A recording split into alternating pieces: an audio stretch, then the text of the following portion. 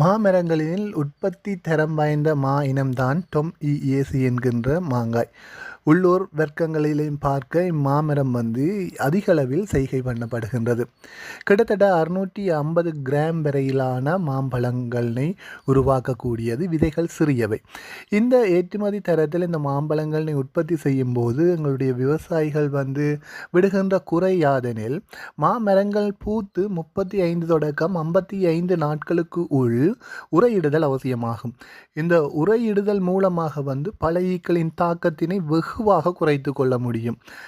இதனால் ஏற்றுமதிக்கு தரமானதாகவும் நுகர்வோர் அதிகம் விரும்பக்கூடியதாகவும் காணப்படும்.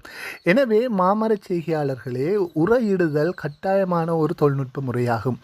இந்த டொம் இஏசி மாமரங்களை செய்கின்ற விவசாயிகள் கவனத்தில் கொள்ள வேண்டிய மிக முக்கியமான ஒரு செயற்பாடு, அதிக விலை